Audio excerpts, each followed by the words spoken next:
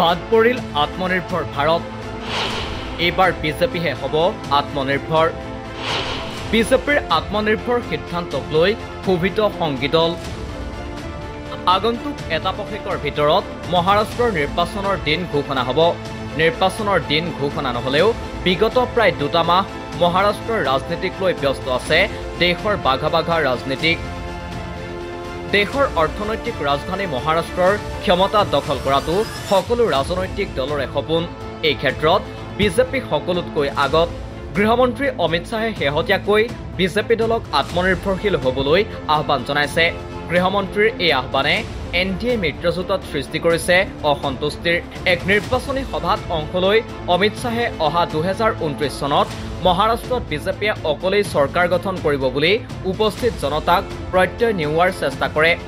অমিত শাহৰ এই ঘোষণাৰ পিছতে শংকিত হৈ পৰিছে সহযোগী দলসমূহ মহাৰাষ্ট্ৰত বৰ্তমান চলি আছে এনডিএ মিত্ৰজোঁটৰ চৰকাৰ মহাৰাষ্ট্ৰত সহযোগী দল হিচাপে আছে অজিত পাৱাৰপন্থী এনচিপি আৰু একনাথ সিন্দেপন্থী শিৱসেনা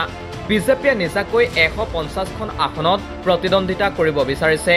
বাকি ৰোৱা 138খন আসন সহযোগী দলৰ মাজত ভগাই দিয়াৰ পৰিকল্পনা কৰিছে বিজেপিয়ে এতিয়া সহযোগী দলৰ নেতৃত্বৰ সন্মুখত উত্থাপন হৈছে এক নতুন প্ৰশ্নৰ তেওঁলোকৰ মতে যদি 150খন আসনত প্ৰতিদ্বন্দ্বিতা আগবঢ়াই বিজেপিয়ে আত্মনিৰ্ভৰশীল হৈ চৰকাৰ গঠন কৰিব বুলি ভাবিছে তেন্তে তেওঁলোকে নিশ্চয় দলৰ কৌশল সলনি কৰিব বিচাৰিছে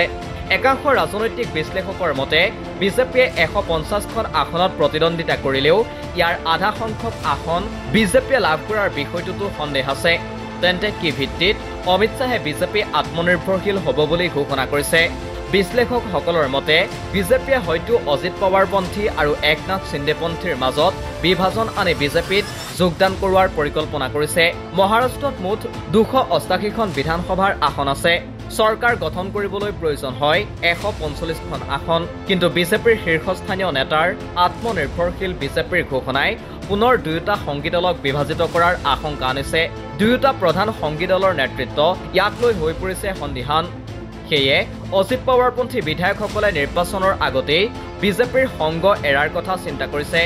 কাৰণ এনডিএৰ নাম লৈ ঐক্যবদ্ধভাৱে নিৰ্বাচনত অৱতীৰ্ণ হৈ পিছত গাদ্দাৰীৰ সন্মুখীন হোৱাতকৈ এতিয়াই আঁতৰিব খুজিছে অজিত পাৱাৰ